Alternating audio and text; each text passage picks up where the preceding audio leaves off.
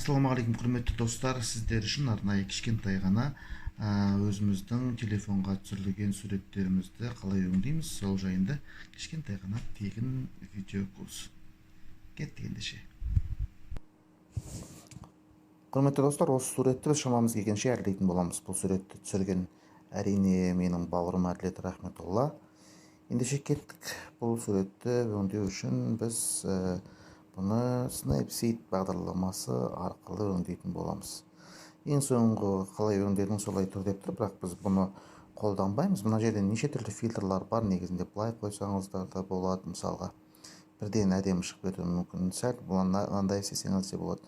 Өзінің готовый Snapseed'тің көптеген фильтрлары да бар. Әжептәуір. Ең соңғы менің өңдегенім примерно осындай болған екен. Бірақ бұл жерде кішкене свет басқа, сондықтан шама келгенше басқаша сәл-пәл өңдейтін боламыз. Олай болса кеттік. Так, не істесе болады? Бірінші текущий версияда не қыламыз? Бұдан жерден шығамыз. Инструменты дегеннің ішіне кіреміз, коррекцияға кіреміз дағы. Бұл жерде бізде не жетіспейтін, сурет қараң болып тұр. Сәл-пәл шама келгенше бұлай ашамыз. Сәл контраст беріп көреміз. Насыщенность дейді. Кішкене сәл насыщенность берсек болады. Суретті өңдеп жатырмыз. Световой баланс деген бар. Бұл жерде светті полностью өзінің біркелікті қылуға тырысады. То есть мейлінше біркелікті қалыпқа келтіреді суреттердің бәрін. Светлый участок, яғни суреттегі ашық жерлерді мейлінше басамыз. Сосын тени мейлінше, тени кішкене сәл-пәл ашамыз. Қатты ашып жүруге болмайды. Жаман болып қалады суреттің өзін. Кішкене сәл ашуға болады. Тепло сәл сарғайтсақ болады, сәл көгертсек болады. Бұлмен де қатты увлекаться етуге керек емес.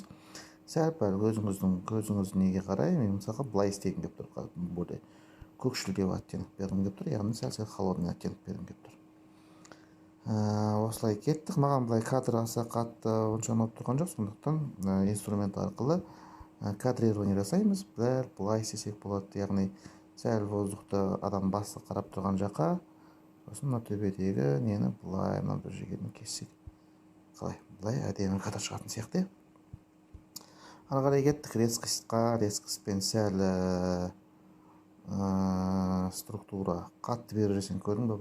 Салынған сурет сияқты болып кетеді, сондықтан мейлінше кішкене ғана структура береміз. Резкость, сәл резкость береміз. Тым қатты беріп жүргесең де бір түрлі болып қалады. Сонымен кішкене ғана бердік. Инструменты ары қарай кеттік. Бұл жерде портретный сурет болғаннан кейін портретке кіреміз. Портрет бетті бұл жерде әң дейді, яғни сглаживание кожи жасаса болады. Мейлінше бетті әжімді мүлдем алып тастауға болады. Және де ол естественность болмап кетпес үшін сәл ғана береміз, болды жетеді. Коррекцияда тоже тым қатты бересеңіз көрдіңіз, бетіңіздің бетін тым әппақ көреді. Сондықтан определенно өзінің несінен қатты керек емес. Кішкене ғана бердіңіз, жетеді осындай. Болды. Бізде сурет қандай еді? Мынандай сурет болған. Біз примерно бұны мынандайға боядық. Тағы инструмент арқылы тағы не істесек болады? Эффект HDR қосса болады, бірақ бұл жерде тым анандай неғып жібереді. Қалай айтсам болады? Мүлдем бір табиғи оттенкісі кетіп қалады суреттің. Люди дейді, сонымен сәл ғана берсек болады. HDR максимум 10-ға дейін болды. Ары қарай уже несі құрып кетеді суреттің өзінің качествосы. Так, тағы да қандай инструмент қолдансақ болады екен? Так. Басқа мен бұл жерде қолданатын ештеңе көріп тұрған жоқпын. Примерно осылай. Бізде мынандай сурет болған, құрметті достар. Одан біз примерно мынандай сурет шығардық.